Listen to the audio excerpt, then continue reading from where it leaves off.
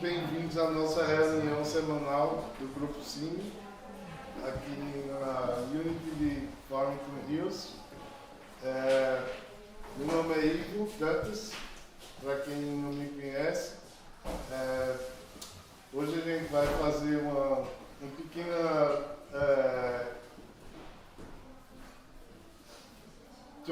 conversa a respeito do capítulo 22 do Evangelho segundo o Espiritismo, que fala, que diz, cujo tema é: não separeis o que Deus juntou.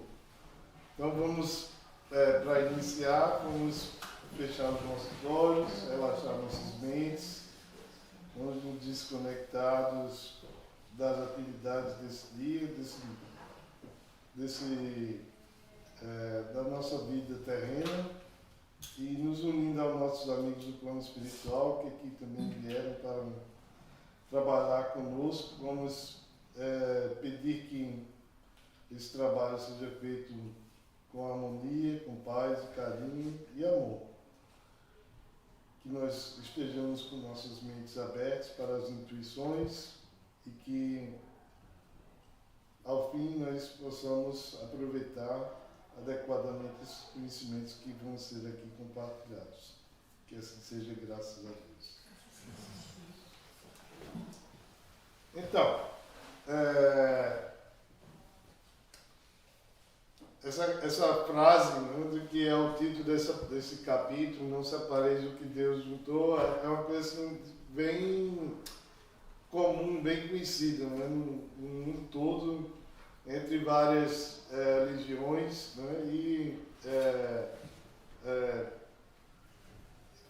um fundamento para diversas organizações da nossa sociedade, basicamente a família, né? A família que se inicia normalmente pela união de dois seres humanos,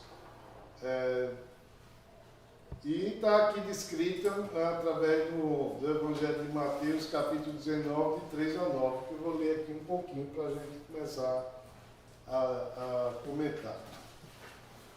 Lá no começo ele diz que os fariseus, né, que tinham se deslocado junto com Jesus e com seus apóstolos e discípulos, né, em determinada região da Galileia, né, e quando a noite chegou, eles foram lá perguntar a Jesus, né, de uma forma assim, de certa maneira, instigante, né? E aí eles perguntaram assim: será permitido ao homem separar-se de sua mulher por qualquer motivo? Né? E Jesus respondeu: o nosso Pai criou o homem macho e fêmea. Por essa razão, o homem deixará a sua família e se ligará à sua mulher, e assim serão uma só carne. E daí vem a frase que ele cunhou: não separe, pois, o homem o que Deus juntou. E depois eles perguntaram de novo, os fariseus, né? Mas por que ordenava Moisés que o marido desse à sua mulher o certificado de divórcio, né, e a mandasse embora? Foi uma determinação de Moisés. E Jesus respondeu: foi simplesmente em função da dureza que ele tinha no coração, ou que as pessoas tinham no coração, de maneira que permitisse divorciar das suas esposas, né, em função de situações que haviam ocorrido. Situações que naquela época e daquela maneira eram justificadas, né, se houvesse, por exemplo, o adultério, né, mas que às vezes eram utilizadas não necessariamente com propriedade. Né? E ele disse aqui: por isso vos digo que aquele que deixa sua mulher, a não ser por causa de adultério, e desposa outra, deixou aquela mulher para casar com outra, né, assim também está cometendo adultério. E aquele que deixa uma mulher para se casar também com outro homem, também está cometendo adultério. Isso é o que estava lá que está lá na Bíblia, né? E daí vem a interpretação do Evangelho segundo o Espiritismo, que fala o seguinte: tudo que é obra dos homens está sujeito à mudança, né? Porque é uma visão limitada, a humanidade tem uma visão limitada. E ela muda também porque está sujeita aos valores culturais de cada sociedade. Então, no casamento não poderia deixar de ser diferente. Mas existem duas questões no casamento, segundo o ponto de vista religioso, né? Primeiro, é aquele que determina a necessidade do casamento como forma de preservar a espécie, né? Onde o homem e a mulher se unem para procriar e gerar novas oportunidades para a humanidade. Mas também existe a questão do sentimento, né? Do amor que une aquelas duas pessoas, né? E a lei que foi criada, que existe em quase todas as sociedades, e não é muito diferente uma das outras, ela existe especificamente para coordenar as questões materiais do casamento, né? Tipo, os bens que são comuns ao casal, né? Ou se houver um caso de separação, como é que deve ser dividido isso? A guarda dos filhos que possam vir do casamento, né? E a proteção que a mulher ou que o homem deve receber em função daquela separação. Então, a lei, que é o resultado do entendimento da sociedade, e que é um produto unicamente do homem, né? da inteligência humana, ele existe para isso. Mas não existe lei que venha proteger a questão do sentimento, da lei maior, que é a lei do amor, né? E ele fala assim, os casamentos eles se acabam exatamente quando deixa de existir o amor, deixa de existir o sentimento. Aí é só material, né? A partir daquele instante só existe o aspecto material da união.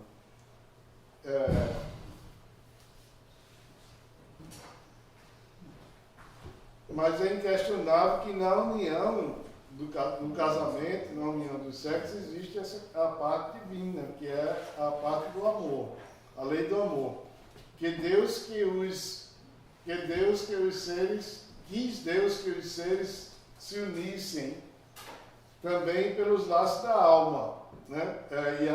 Essa é a visão bem espírita, né? A gente sabe que dentro do conhecimento espírita, essas uniões ocorrem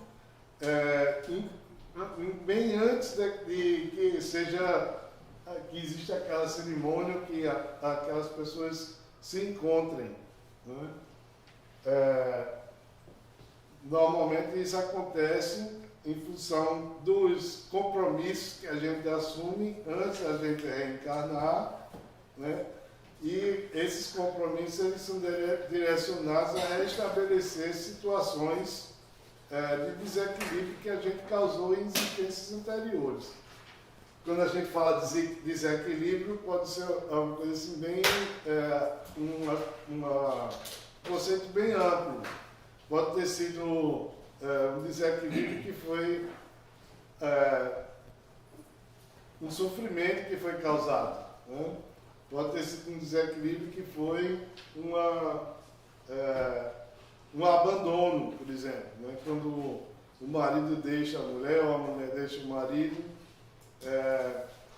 pode ter sido uma consequência de uma violência que foi resultado de de uma situação que existiu na vida anterior. Então, é isso que a gente tenta restabelecer, o equilíbrio relativo a essas situações que existiram em vidas anteriores. E daí, com a graça que Deus nos dá do esquecimento, quando a gente reencarna, a gente vai viver uma nova vida em situações, falando línguas diferentes, em locais diferentes do mundo, e acaba encontrando com aquela pessoa, porque a gente já planejou aquilo ali, né? Os dois planejaram. Ou às vezes ele não houve um planejamento assim estritamente intencional, mas a espiritualidade amiga que nos ajuda a escrever o nosso plano reencarnatório também trabalhou nesse sentido. Eles dois precisam ter uma nova oportunidade. Né? E daí ajudam a gente a fazer com que as coisas aconteçam. E a gente vê exemplos muito claros disso daí, na vida da gente, nos amigos que a gente tem, né? Pessoas que nunca poderiam pensar em estar em determinado lugar, encontrar com aquela pessoa, vai e acontece. Né? Porque tem que acontecer. Né? A gente quis que fosse dessa maneira. Né? As pessoas que estão envolvidas ali tinham essa intenção.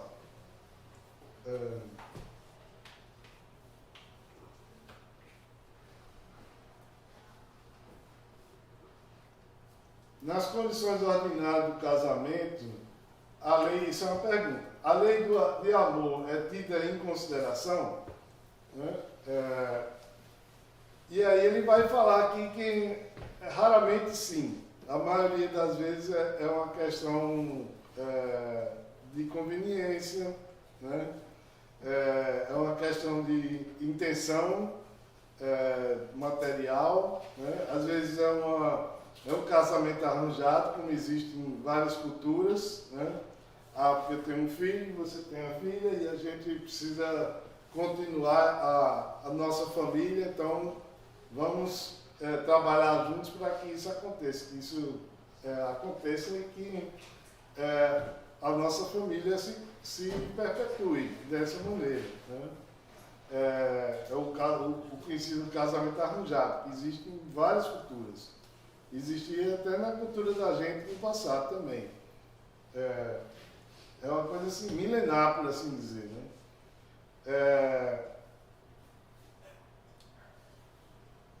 E quando o casamento ele é fundamentado unicamente na intenção, nos valores, nas questões materiais, é muito provável que ele vá se perdurar. Às vezes, os relacionamentos acabam desencadeando situações de sofrimento, porque um dos cônjuges vive naquela condição e sofre com aquilo. Às vezes, existe um desequilíbrio, uma incompatibilidade, né? Às vezes o homem ele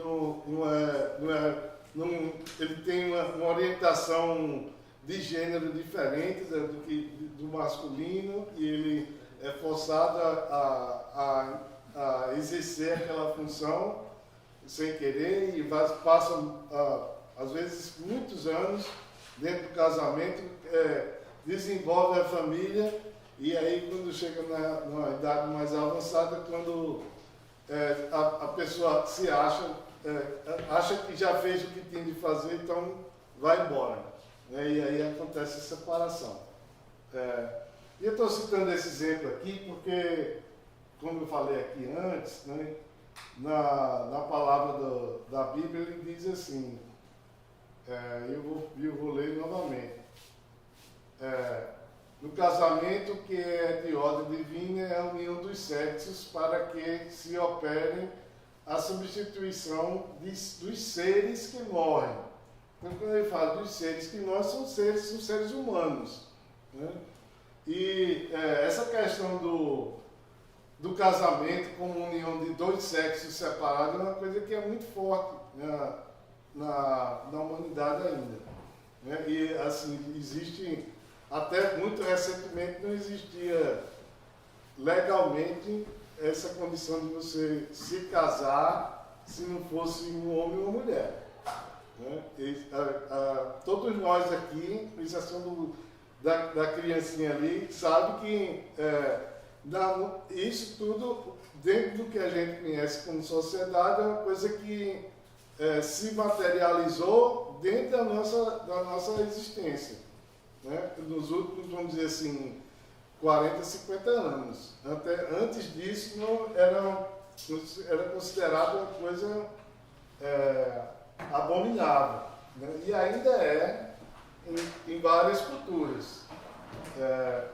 Eu estou comentando isso porque jamais, no fim, a gente vai voltar a abordar essa questão aqui. Mas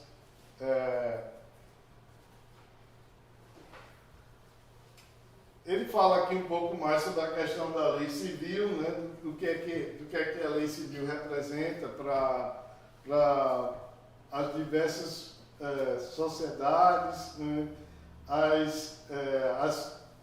por assim dizer, as punições que vêm quando essa lei não é seguida, né, punições morais, punições materiais, né, financeiras, né, e também as punições que as pessoas acabam se impondo a elas mesmas quando elas não querem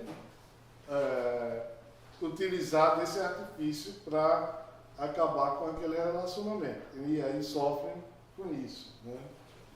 Porque elas se acham na obrigação de continuar aquele relacionamento, mesmo que haja sofrimento, que haja humilhação, que haja violência dentro daquele relacionamento. Né? E aí também vieram, dentro da nossa existência, dentro desse período da nossa existência, a gente verificou a implementação de leis que vêm proteger a família, por assim dizer, né? A mulher e o homem contra a violência doméstica. Né? E para mim foi uma surpresa saber que essa lei aqui nos Estados Unidos é uma coisa até bem mais recente do que no Brasil. Né? E que ainda existe uma quantidade enorme de situações de violência doméstica. Né? Quando a gente fala assim, os Estados Unidos é um país evoluído, né? Mas assim, a quantidade que tem assim, é assustadora. Então, se vocês tiverem curiosidade, vocês podem procurar lá, vocês vão ver que talvez até maior a quantidade de casos do que no Brasil.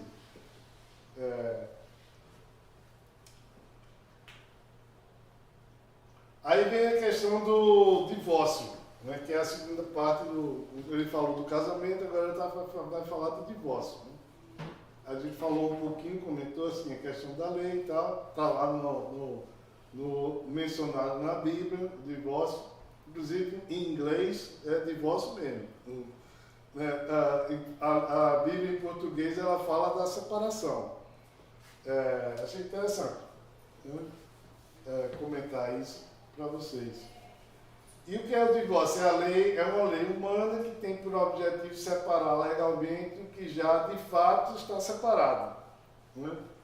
Porque quando se acaba, vai voltando àquela questão da lei do amor, que é a lei que deveria, que é a lei inerente, né, de Jesus, né, que é tudo que existe no reino de Deus, por assim dizer, falando assim um contexto um pouco religioso, é amor. O amor tudo constrói, né? E mantém. E é por isso que essa é a lei inerente do reino de Deus e que Jesus veio, né, para nos mostrar, para nos evidenciar. Né? Mas infelizmente a lei do amor ela também ela só se aplica às pessoas que estão preparadas né, os seres, aos espíritos que estão preparados para lidar com ela. Ele vai falar aqui, depois que o espírito que é pouco evoluído, ele não tem conhecimento da lei do amor, da mesma forma que aquele espírito que já encarnou várias vezes, que acaba aprendendo, né? Porque a gente sabe que a gente aprende pelo amor ou pela dor.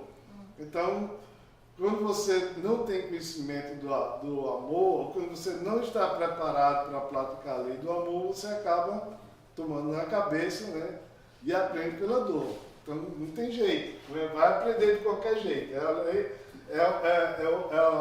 Baseado na lei do progresso, que é outra lei moral fundamental, né? É uma lei da natureza. Né? Todas essas leis são leis da natureza. São leis morais fundamentais. O amor, né? A multiplicação, a destruição e por aí vai. Então, Jesus consagrou a indissolubilidade absoluta do casamento, dizendo: foi por causa da natureza dos vossos corações que Moisés permitiu divorciar-se de vossas mulheres, né?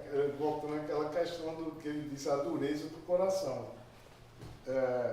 Isso significa que já no tempo de Moisés, não sendo a afeição mútua a única determinante para a manutenção do casamento, a separação poderia acontecer, né? E deveria ser protegida por uma lei, né? que fizesse com que, por exemplo, se houvesse um adultério, a pessoa que é prejudicada, que se sentisse prejudicada, simplesmente não fosse lá resolver aquela questão pelas próprias mãos, né? Não, tem uma lei aqui, você não pode matar, não matarás, lá nos mandamentos nos 10 mandamentos, não matarás. Então como é que a gente vai resolver isso, né?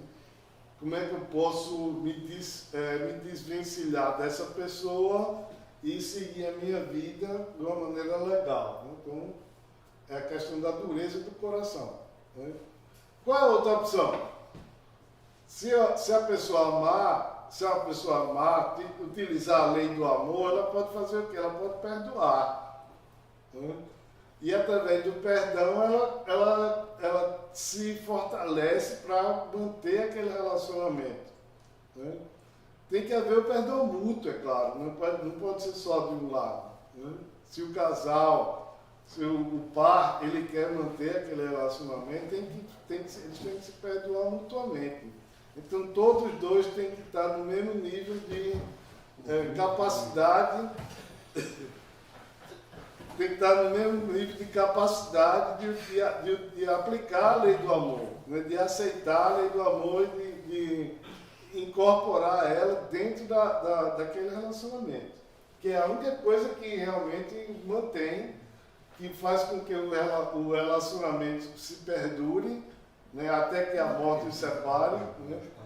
É exatamente o amor.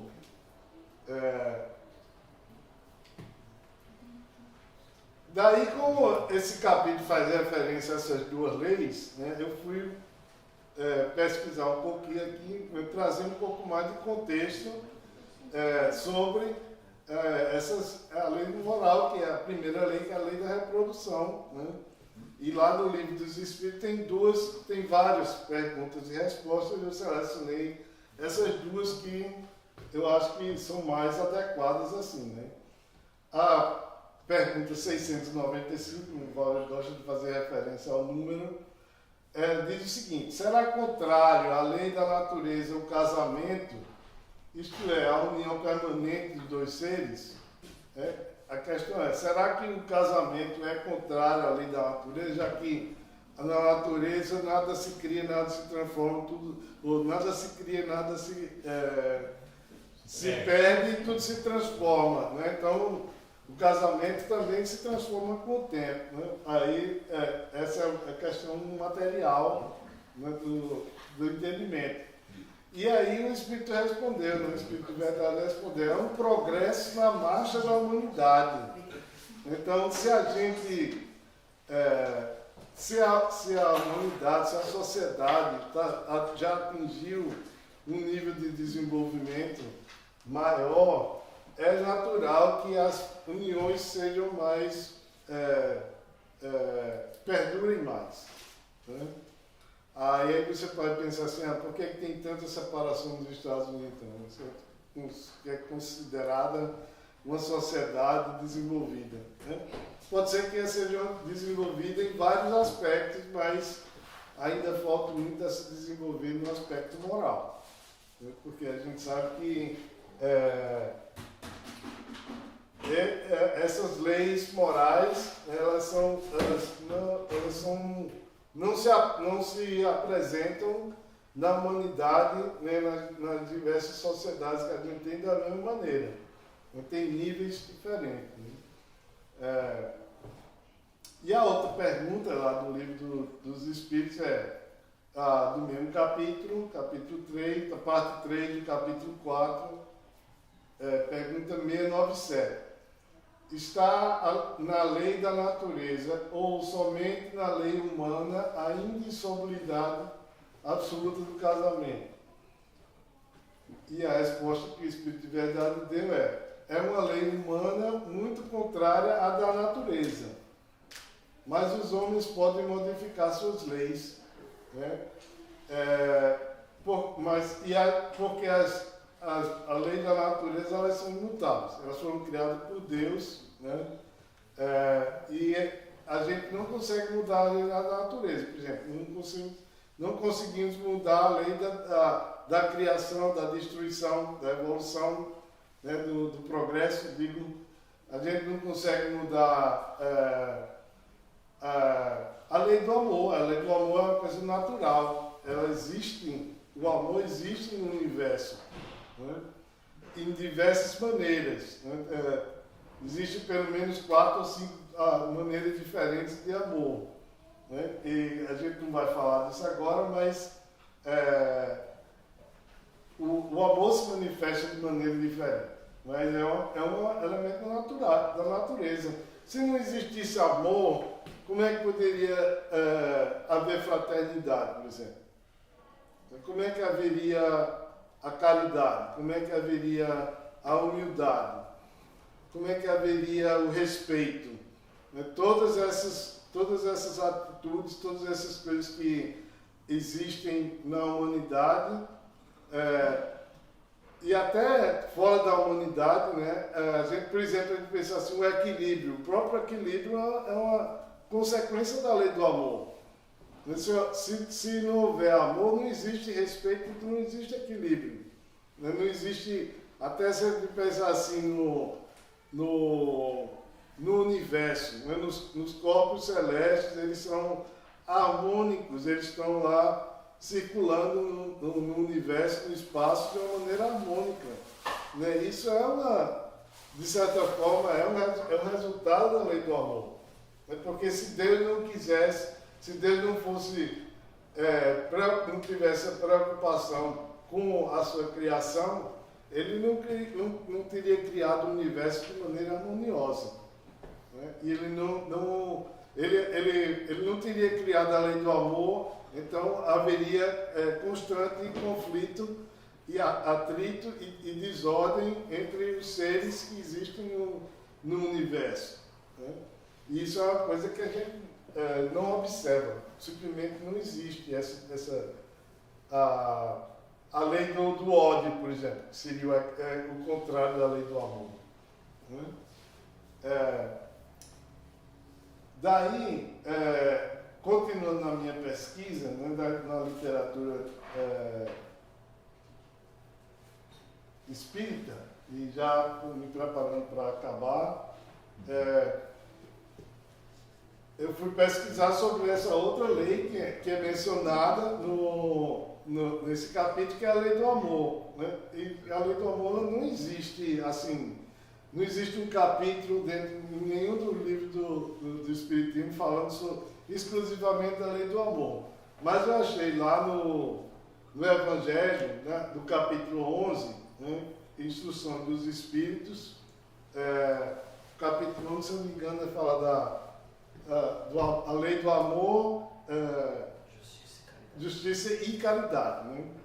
Que são três elementos dentro de uma... Página 324.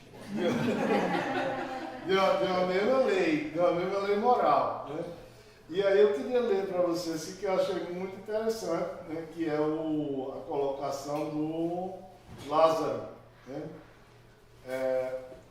O amor resume toda a doutrina de Jesus, visto que esse é o sentimento por excelência.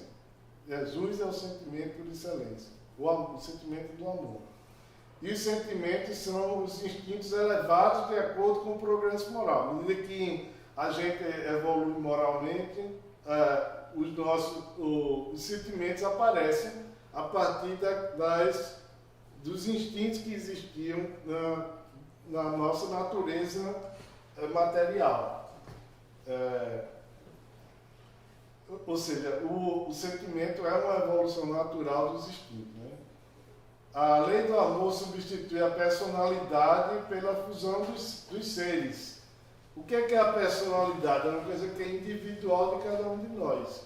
É comum na nossa espécie, né, aspectos da personalidade, mas eles não são exatamente iguais de uma pessoa para outra. Faz parte do nosso elemento individualizado, do elemento individualizado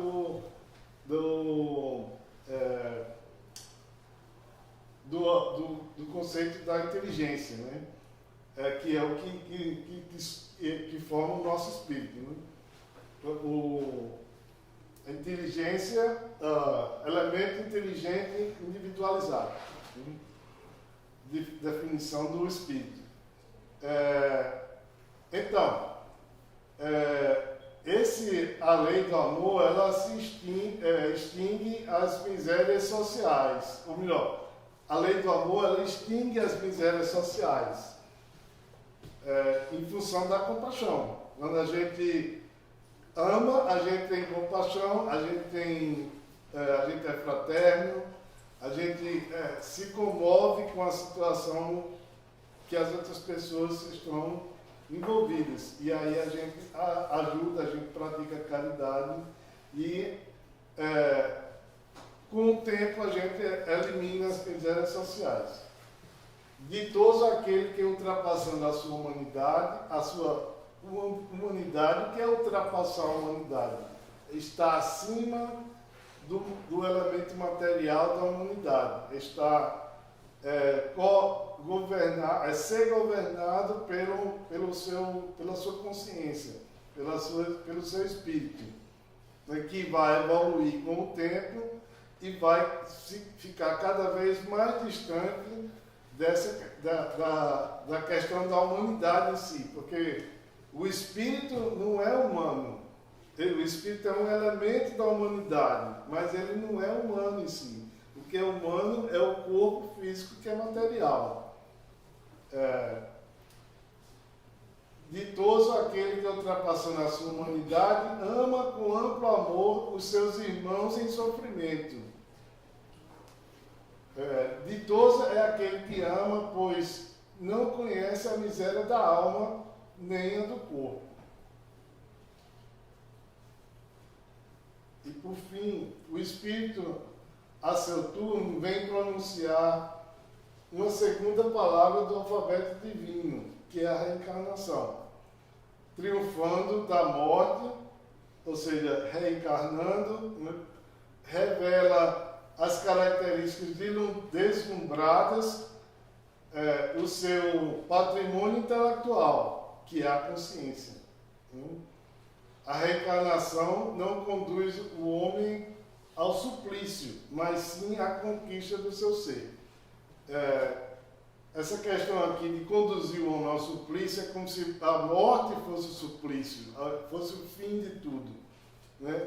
Então, ele está enfatizando que a reencarnação ela não traz o espírito simplesmente para sofrer. ele traz o espírito para aprender um pouco mais, né? E, como ele disse aqui, conquistar o seu próprio ser, né? Atingir o seu autoconhecimento.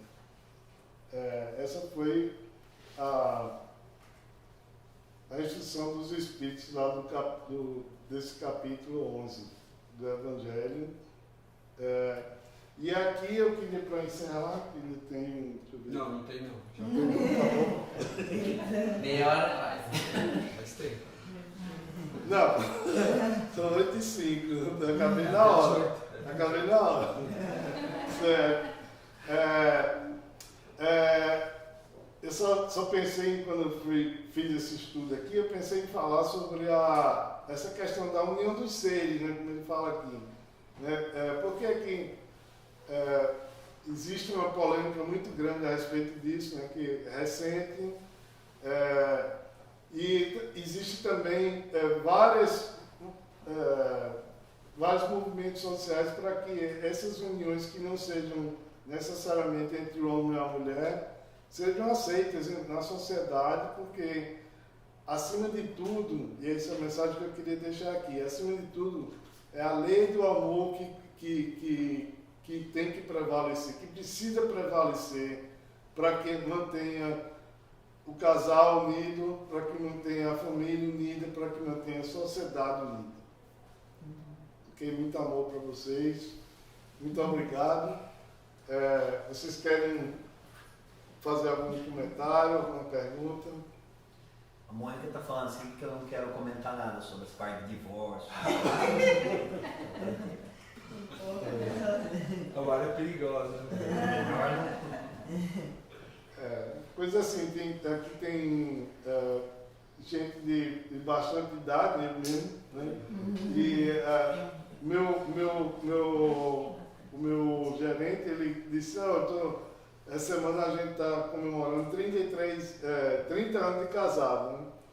Aí eu disse para ele assim, a gente vai fazer 33, né? Eu e minha esposa, e antes de casar a gente conviveu assim por 8 anos, então a gente já convive assim como um par, né?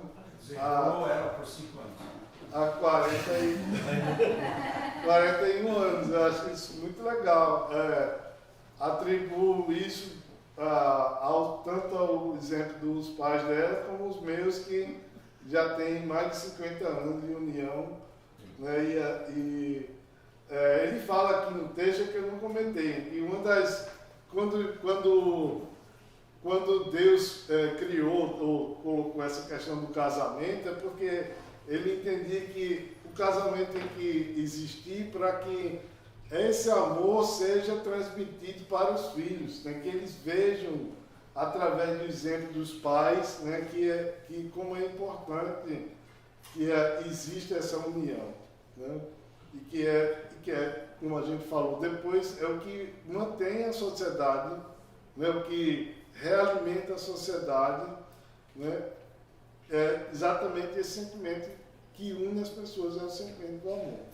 Só um comentário que eu gostaria de fazer, Ivo, baseado naquilo que você trouxe aqui hoje, estudos e o que o Espiritismo traz, né?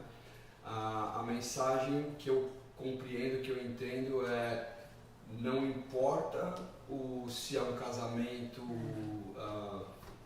formalizado, se é arranjado ou não, mas a convivência dessas duas pessoas, né? nesse relacionamento, e como elas vão transmitir isso para o futuro. E Deus nunca falou que, naquelas palavras que a gente aprendeu, né, quando a gente aprende, que isso não pode ser dissolvido.